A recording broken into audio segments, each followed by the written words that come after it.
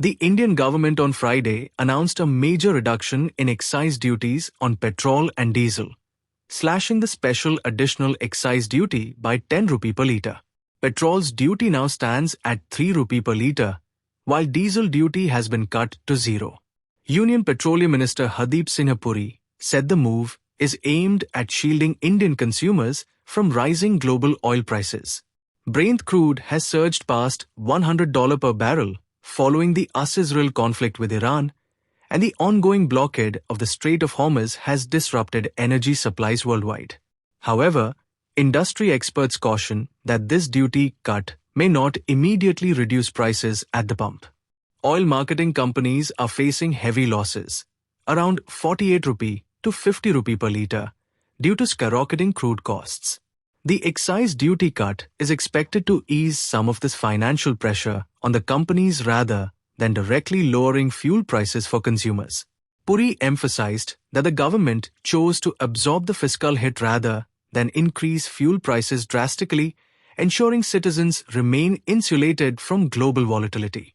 Finance Minister Nirmala Sitharaman added, देखिए, पहले विषय, जब भी ऐसे दुनिया में संकट आता है और उसका प्रभाव भारत के ऊपर पड़ेगा, इससे पहले कोविड हो या अब हो, जिस तरीके से माननीय प्रधानमंत्री जी तुरंत उसको रिस्पॉन्ड करते हैं, जिससे जनता के ऊपर बोझ ना लगे और जनता के ऊपर ये कष्ट भी ना हो, किल्लत ना हो पेट्रोल और डीजल का और एलपीजी का। इस कारण अभी क्योंकि विदेश में मार्केट में दाम बढ़ रही है क्रूड का, उसके कारण पेट्रोल और डीजल का, एटीएफ का, माननीय प्रधानमंत्री जी ने ये चाहा कि कंज्यूमर का प्राइस बढ़ना नहीं है। उसके कारण हम निर्णय लिए हैं कि ऑयल मार्केटिंग कंपनीज को सपोर्ट दें और जिससे वो ज़्यादा दाम में खरीदने वाली चीज़ों को सरकार उनको मदद करेगी, मगर जनता के ऊपर रेट बढ़ाना नहीं होना चाहिए। दूसरा, बड़ा दाम विदेश में बढ़ रही है, उसके कारण ऑयल मार्केटिंग कंपनीज खरीदना रोकें, ये से हालत ना हो, वो फिर भी खरीदें, फिर भी ले आएं और हमारी जनता को समय समय पर सही क्वांटिटी जितना भी मिलना चाहिए उतना मिलने का इंतजाम करें।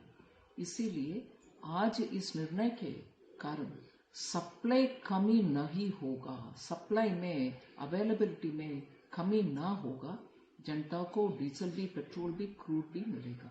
और एटीएफ बहुत इम्पोर्टेंट है, भारत देश का एयरक्राफ्ट और हमारी कंपनियों का एक एटीएफ मिलना आवश्यक है। उसके कारण भारत में बहुत सारे रिफाइनरीज हैं जो विदेश से माल खरीद करके इधर उसको रिफाइन करके विदेश को एक्सपोर्ट भी करते हैं, हमें भी देते हैं, मगर वो एक्सपोर्ट के ऊपर हमने अभी ज्यादा रेट बढ़ाया, एक्साइज ड्यूटी बढ़ाया, जिससे वो एक्सपोर्ट ना करते हुए भारत में ही उनको सेल करेंगे, जिससे भारत में अवेलेबिलिटी का भरपूर अवेलेबिलिटी रहेंगे, लोगों को कमी महसूस नहीं होने देंगे। कल रामनवमी के दिन माननीय प्रधानमंत्री जी ने इमरजेंसी में एक मीटिंग बुलाई और इस विषयों के ऊपर चर्चा गोष्ठी करके तुरंत निर्णय किए और इसके जितने भी करना है काम वो सब कल रात को ही हमारे मंत्रालय भी और पेट्रोलियम मंत्रालय भी बैठकर काम करके आज इस निर्णय हमने। That export taxes on diesel and aviation fuel will help ensure domestic availability. Petrol in Delhi today remains at 94 rupees and 77 paise per litre and diesel at 87 rupees and 67 paise per litre, unchanged despite the duty cut. The government says there is no fuel shortage and reports of panic buying or lockdowns are false. With international crude prices still volatile, this excise duty reduction primarily provides fiscal relief to fuel retailers, while consumers are advised to continue monitoring prices as global developments unfold.